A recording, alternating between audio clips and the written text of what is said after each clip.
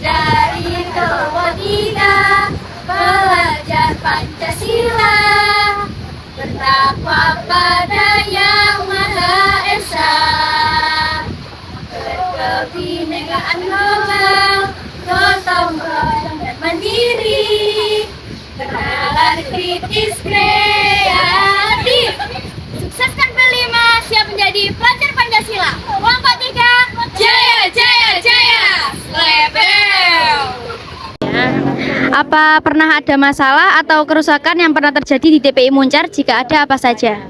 Kalau masalah itu, masalah apa ini? Kenelayan atau ke apa? Seperti di nelayannya saat mencari ikan atau gitu gimana? Nggak ada sih deh kalau yang di nelayannya. Paling ya kecelakaan di laut gitu aja ya. Karena cuaca buruk, nelayan tetap aja melaut. Akhirnya terjadi kecelakaan laut, kapal tenggelam, terus kadang ikannya rusak gitu aja sih. Yang itu menurunkan hasil produksi perikanan. Kalau permasalahan yang di nelayan itu aja. Ya, kira kalau yang di daerah pelabuhan ya mungkin keamanan ya, kadangnya di sini keamanan pelabuhan itu kadang kan kalau malam masih ada pengunjung-pengunjung yang seharusnya di sini itu dibatasi jamnya. Itu aja sih. Apakah ada bangunan yang dibangun sebelum ada TPI? Sepertinya nggak ada. Biasanya nelayan itu langsung mendaratkan ikan di pinggir-pinggir pantai secara langsung gitu. Terus kemudian dari provinsi membangunkan sarana TPI-nya sama dermaganya ya. Kapan TPI itu dibangun dan atas dasar apa dibangunnya? Wah, kapan dibangun itu saya nggak tahu itu ya. Itu saya masuk sini sudah ada. Oh, gitu. Ya, jangan-jangan sebelum saya lahir sudah ada TPI-nya. Ya, makanya saya nggak tahu itu. Ya, saya nggak bisa jawab kapan dibangunnya Berarti ya. TPI ini dibangun atas dasar pemerintah gitu ya, Pak? Ya, jadi kan fungsi atau tujuan dibangunnya TPI ya tadi itu untuk mengatur proses jual beli ikan. Ya, mengatur dalam arti apa? Mengatur harga ikan supaya tetap stabil. Ya, terus mengatur penjualan dan distribusi ikan-ikan dari nelayan kepada konsumen. Iya, itu fungsinya, tujuannya dibangun TPI seperti itu. Ikan asin ini asli atau dikasih garam kayak gitu? Enggak kasih garam. Berarti asli ya? Asli tawar. Biasanya didistribusikannya di mana? Nanti ada yang pembelinya datang ke sini. Oh, datang ke sini ya. Makasih ya, Pak. Ya. Nggak menentu juga. Apakah ada alternatif lain kalau misalnya memang cuaca benar-benar nggak bersahabat gitu? Oke. Kalau di wilayah selatan kan rata-rata masa atau musim penangkapannya kan 1 bulan itu 20 hari ya, atau musim petengan. Kalau bulan petengan 20 hari itu waktunya melaut. Tapi kalau bulan terang atau padangan itu selama 10 hari nelayan nggak melaut. Nah, di sini kan rata-rata one day fishing, 1 hari melaut 1 hari pulang lah. Nah, sebenarnya nggak terkait musim. Beda kalau di wilayah pantai utara. Kalau pantai utara ada musim penghujan, musim kemarau mempengaruhi. Tapi kalau selatan, yaitu bulan terang, bulan petang itu. Cuma karena semakin banyak kapal yang menangkap, kemudian pencemaran lingkungan juga semakin banyak. Akhirnya kan ikan-ikan yang awalnya mungkin di daerah sini masih banyak, kan semakin itu berlindung, semakin ke tengah. Akhirnya kan semakin lama, semakin susah. Nah, dari situ kembali ke alat penangkapan dan jumlah armada kapal. Harus ada pemetaan dan pengelolaan. Jadi misalkan alat tangkap harus ramah lingkungan. Coba alat tangkap ikan yang ramah lingkungan salah satunya apa coba? Contoh alat tangkap ikan yang ramah lingkungan. Jaring itu? Nah, jaring juga macam-macam. Ada yang ramah lingkungan, ada yang enggak. Kalau jaring. Contoh yang nggak ramah lingkungan itu yang terbuat dari apa ya, Mas? Contoh yang alat tangkap ramah lingkungan itu yang tidak mengganggu ekosistem. Contohnya apa? Pancing. Nah, itu pancing. Nah, itu pancing. Kalau pancing pakai tangan namanya hand line. Kalau pakai joran namanya pull in line. Ya. Tapi kalau pakai jaring terus pancingnya banyak disebar namanya rawai, pancing rawai. Nah, itu ramah lingkungan karena tidak mengeruk istilahnya, mengganggu biota-biota di dalam laut. Itu salah satunya. Negara ekspor paling banyak dari sini? Karena Asia ya. Oh, Asia. Asia sih yang dari sini. Sama kayak ada pembeli seperti kayak pabrik-pabrik gitu yang sudah banyak mengangkut ikan dari sini?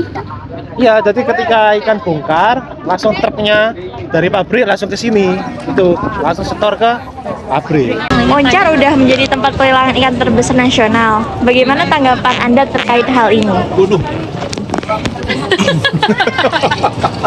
Gak usah direkam, saya ketawa itu pertanyaannya itu. Bagaimana Anda tahu ini menjadi yang terbesar? Ayo, sebelum saya jawab, tadi pertanyaan Anda kan, ini ada menjadi tempat pelelangan ikan terbesar. Bagaimana Anda tahu itu menjadi yang terbesar? Sebelum saya jawab pertanyaannya, ayo. Saya tahu dari internet jika Moncar ini pelelangan ikan terbesar, salah satunya. Ya. Ya. Jadi apa tanggapan Anda terkait ini kalau Moncar itu sudah menjadi pelelangan ikan yang diketahui orang-orang gitu? Nah, tanggapan saya dengan adanya Moncar yang menjadi salah satu tempat pelelangan ikan terbesar di Indonesia, itu menjadi keuntungan sendiri, khususnya bagi siapa? Bagi masyarakat Moncar dan Banyuwangi. Karena apa? Masyarakat Indonesia akan lebih bisa mengenal Moncar, pusatnya ikan. Otomatis roda perekonomian di wilayah Moncar dan wilayah Banyuwangi akan berdampak positif. Ya. Contohnya apa? Dengan tadi yang sampean katakan, Moncar adalah menjadi tempat pelelangan ikan terbesar di Indonesia. Dampak positifnya apa? Di wilayah sekitaran Moncar banyak pabrik-pabrik pengolahan dan pengalengan ikan yang bermunculan. Bangun di sini, bangun di situ. Ya. Dengan adanya pabrik-pabrik itu apa? Masyarakat akan lebih mudah dalam menjual hasil tangkapannya. Dan harganya juga lebih stabil. Sehingga roda perekonomian lebih baik, kesejahteraan masyarakat tercapai. Ya. Itu apa namanya? Bersandar. Kapal itu ke tengah gitu loh? Oh, ke tengah. Maksudnya Berjalan. kapal berjalan.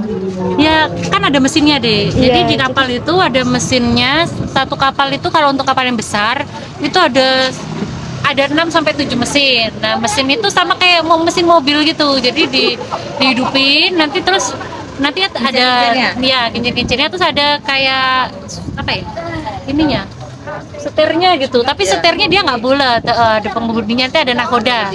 Nama pengemudinya nahoda, nanti ya itu yang nyetir ke tengah laut. Kalau cara mendaratnya? Cara mendaratnya sama, mereka ini pokoknya pas air pasang, kapal itu bisa masuk. Pokoknya nggak air surut ya. Kalau air surut nanti, iya dia berhenti dulu. Di kolam, mulutnya kolam di sana. Terus gunanya itu talinya itu gimana cara masangnya itu? Talinya itu nanti kan tali ya udah ditaruh di perahu, itu ditambatin di sini di ujung-ujung ini ada kayak besi. Iya, besi gitu dia buat nambatin biar perahunya itu nggak gerak, nggak ikut arus. Jadi dia ditali gitu, ditambatin. Makasih ya. Iya. Nah, di TP ini kan ada pom bensin, Pak. Ada. Dengar-dengar kan kayak khusus untuk solar. Ya. Itu apa setiap perahu atau nelayan itu dibatasi buat pembelian bahan bakar itu, terus berapa liter Pak dibatasi? Memang. Jadi di dalam pelabuhan kita ini formnya di sini, tadi kan kelihatan. Iya. Nah, itu ada pom bensin yang khusus dia melayani penjualan BBM untuk kapal perikanan. Iya. Bagaimana skema pembeliannya? Itu adalah tidak semua nelayan langsung kita katakan mau membeli, saya mau membeli 10 liter, saya mau membeli 100 liter, enggak bisa. Itu ada hitung-hitungannya. Jadi sebelum nelayan membeli ke POM ini, nelayan itu wajib ke kantor dulu, kantor kita. Nah, di situ minta namanya surat rekom pembelian BBM. Kita yang mengeluarkan. Nah, di surat rekom itu isinya apa? Isinya adalah jumlah BBM yang bisa dibeli. Berarti pakai surat rekomendasi. Iya, rekomendasi dari pelabuhan dari kita. Ya. Di situ kita cantumkan, misal kapal A ini boleh membeli BBM sekian liter. Dari mana hitungannya? Ada hitungannya, ada rumusnya. Ada datanya sendiri dari Ya, jadi gitu ya, Pak? dari ukuran kapalnya, ya, dari ukuran mesinnya, baru kita masukkan ke dalam rumus, keluarlah volume kebutuhan BBM-nya per hari berapa. Di situ ya. Ya, ya. Baik, Pak. Terima kasih. Jadi tidak semua kapal ini saya mau beli 100 liter, saya mau beli 50 liter, tidak bisa. Ada itu tadi. Saya lihat dulu kapalmu ukuran berapa, panjangnya berapa, lebarnya berapa, ukuran mesinnya berapa, terus kamu menangkap ikannya di daerah mana. Nah, dari situ kita dapat datanya, baru dimasukkan ke dalam rumus, kita hitung, keluarlah kebutuhannya. Oh, sehari kapal ini butuhnya katakanlah 80 liter BBM-nya untuk sekali melaut. Ya. Berarti itu dihitungnya nggak beberapa hari atau sekali melaut gitu, Pak? Nah, di dalam surat rekomendasi tersebut itu berlakunya selama 2 minggu berlakunya. Tetapi di situ dihitung berdasarkan kebutuhan hariannya. Misal per harinya butuhnya 100 liter. Nah, dalam 2 minggu berarti sekitar berapa? 2.000 atau 1.500 liter ya. Pengaruh TPI bagi masyarakat. Pengaruh TPI. TPI bagi masyarakat. Pengaruhnya dalam hal apa dulu? Ayo. Ekonomi. Ekonomi nelayan. Tadi yang saya sudah jelaskan ya, TPI itu fungsinya sangat besar sekali bagi masyarakat nelayan, terutama dari sisi apa? Sisi ekonominya.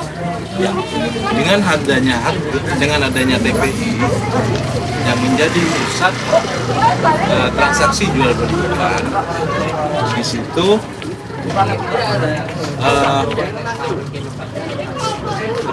harga ikan akan lebih stabil. Ya.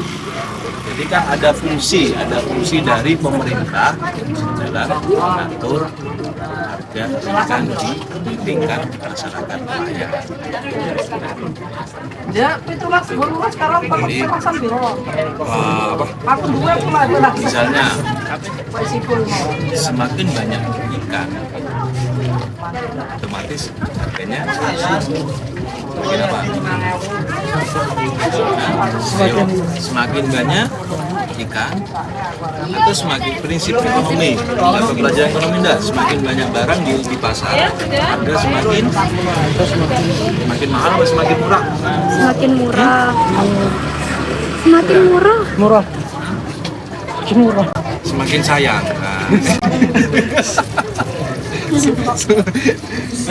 Semakin murah ya. Itulah fungsi dari TPI. Begitu ikan banyak, otomatis kan pelajaran ekonomi harga semakin murah ya. Jadi nggak membantu ya. Oke, understand? Ya bahasa Inggris dong. Iya. Ngomongnya bahasa Inggris dong. Iya.